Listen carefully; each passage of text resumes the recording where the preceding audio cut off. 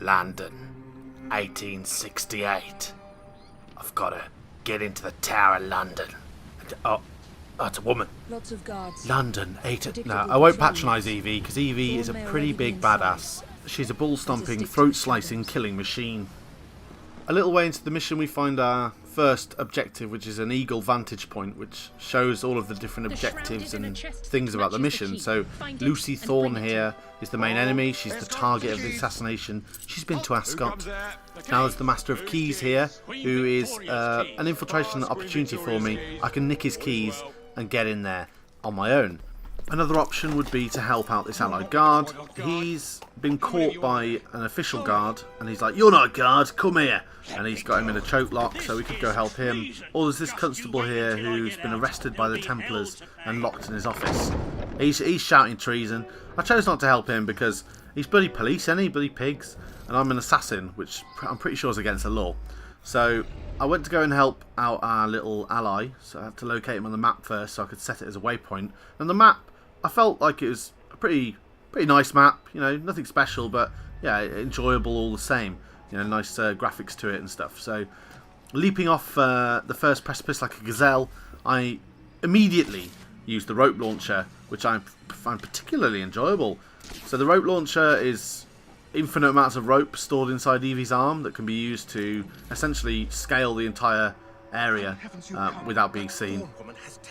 So we've met up with our allied guard, and he's basically saying to me that he can sneak us in, but two of the other guards have seen his face, so could I deal with them?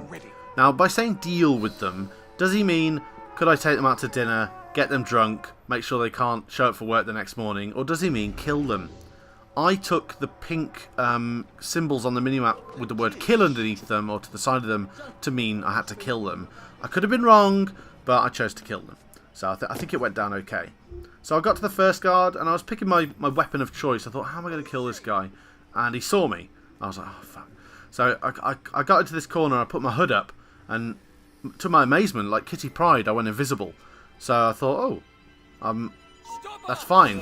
But then he turned around and saw me as I was creeping up towards him. So I think only when you're stationary do you stay invisible with the hood up. I caused quite a ruckus there and the guards saw me. But a quick smoke bomb, and then I used my rope launcher again like Batman, and I was out of there fast, like Ross Kemp on Gangs. The next guard was a fair jaunt away, so I chose to use the rope launcher again. And as you can see, it seems to have no maximum range. So I think that might need to be addressed, because I think it's going to make the game a little bit too easy if you abuse that, which obviously I will if I get the chance. The guard over here he's kind of in the middle of a pack of enemies, so I thought, right, I'm going to get up high and see if I can shoot him with something. But then I realised I've got an electro grenade.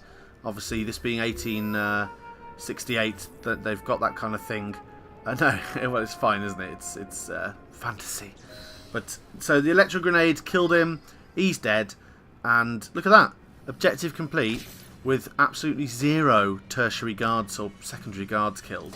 Well, I thought I did pretty well. And Miriam, the woman who was the developer who sat next to me, she said that she'd never seen anybody in the 3 days of Gamescom actually do this mission without killing anybody except for the targets. So I was quite impressed.